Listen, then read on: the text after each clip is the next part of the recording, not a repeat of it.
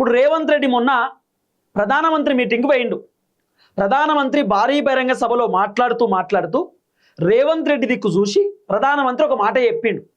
రేవంత్, నువ్వు నాతో కలువు, నువ్వు అనుకున్న స్థానానికి నేను తీసుకెళ్తా అని చెప్పి ప్రధానమంత్రి చెప్పినటువంటి మాట.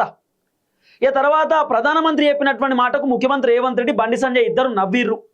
నవ్విన తర్వాత రేవంత్ రెడ్డి మాట్లాడుతున్నప్పుడు రేవంత్ రెడ్డి అంటాడు, నేను మీతోనే ఉన్నా.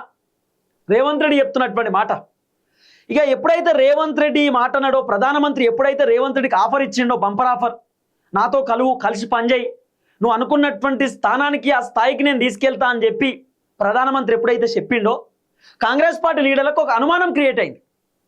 కాంగ్రెస్ పార్టీకి సంబంధించిన మంత్రులకు ఎక్కడో చిన్న డౌట్ క్రియేట్ అయింది. అసలు రేవంత్ రెడ్డి ఎటువైపు ఉన్నాడు? రేవంత్ రెడ్డి బీజేపీ కోసం పనిచేస్తుండా, కాంగ్రెస్ కోసం పనిచేస్తుండా? ప్రధానమంత్రి రేవంత్ రెడ్డిని అట్లా ఎందుకు అంటాడు? ప్రధానమంత్రి ముఖ్యమంత్రి రేవంత్ రెడ్డిని పట్టుకొని, ఇప్పుడు రేవంత్ రెడ్డి కాంగ్రెస్ పార్టీకి ముఖ్యమంత్రి అనే సంగతి ప్రధానమంత్రికి తెలుసు. తెలంగాణలో కాంగ్రెస్ అధికారంలో ఉందనేటటువంటి సంగతి ప్రధానమంత్రికి తెలుసు. అయినా సరే దేశ ప్రధాని ఎందుకు అట్లా మాట్లాడిండు? మాట్లాడడానికి గల కారణం ఏందనేది ఒక క్వశ్చన్ మార్క్. అంటే మాతో కలిసి పని చేస్తే మీకు రావాల్సిన నిధులు వస్తాయని చెప్పిండా? లేకపోతే మాతో కలిసి పని చేస్తే రాష్ట్ర అభివృద్ధి ఇంకా పెరుగుతుందని చెప్పి చెప్పిండా? మాతో కలిసి పని చేస్తే మీకు బాగుంటుంది, మాకు బాగుంటుంది అని చెప్పి చెప్పిండా? లేకపోతే అందరం కలిసి పని చేసుకుందామని చెప్పిండా? ఏందనేది క్వశ్చన్ మార్క్.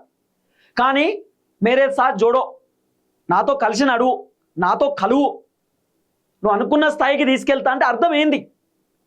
ముఖ్యమంత్రి రేవంత్ రెడ్డిని ఇండైరెక్ట్గా మీరు బీజేపీ పార్టీలోకి వచ్చేయండి అన్నట్ట, లేకపోతే బీజేపీలోకి రండి, బీజేపీలో మీకు ముఖ్యమైనటువంటి పదవి ఇస్తా అని అన్నట్ట, అసలు ఏంది?